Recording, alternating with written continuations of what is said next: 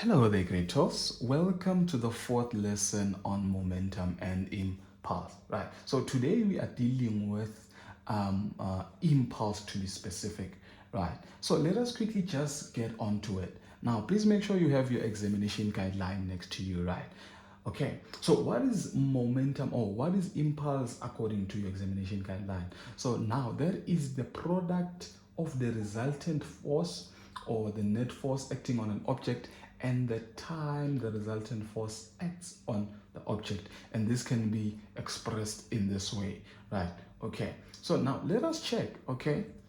You can see that this thing here seems quite familiar, right? So remember when we discussed the Newton's second law in terms of momentum in the second lesson, we said that the Newton's second law in terms of momentum's definition is that the resultant net force acting on an object is equals to the rate of change in what? In momentum, right? Okay, so you can see that if we can multiply this by time, we can multiply this by time, we'd get that F net multiplied by the change in time is actually equals to what? To momentum. So that would follow to say that, oh, it would mean that impulse is also equals to what? To the change in momentum, right? I hope that that was quite smooth and easier to understand, right? So please don't be confused, right? Impulse is equals to the what? The change in momentum. So it will now make sense to also say that therefore the units of measurement for impulse can also be written as kilograms per meters per second, and that impulse is also a what? A vector quantity. So we must also consider what? Direction. Right, I hope that makes sense and I've explained it quite well. Right, please make sure, refuse to be confused. Right, so if you don't and you miss that out, please make sure you pause and play it again. Right, because you can't afford to miss this concept out.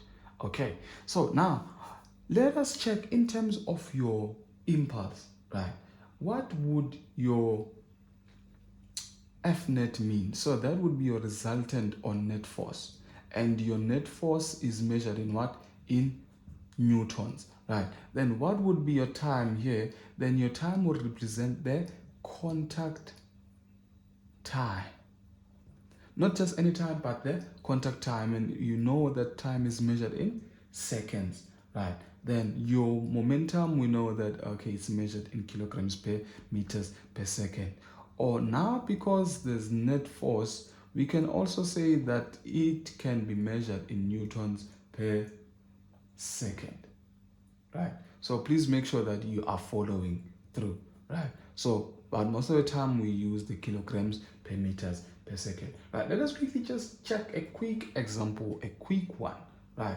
Okay, so, right, so let us say that we have a 600 grams, right, soccer ball. So we have a 600 gram soccer ball, right? So this soccer ball is kicked against the goal post. So this soccer ball is kicked against the goal pole. So what happens now? So it hits the post. Let's say it hits the post with a velocity of 30 meters per second, right? And bounces off. So now it bounces off after hitting the goalpost after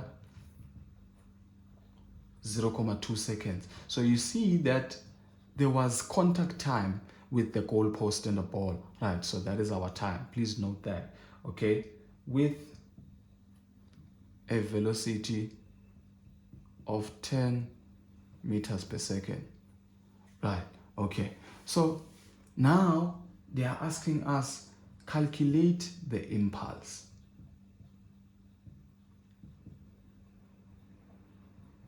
The post exerts on the ball. Right. So you can use any formula that you want in this case. You can say impulse is equals to F net times time. But you'll see that in this case, we don't have F net. So we are now forced to use what? The change in momentum. Right. Okay.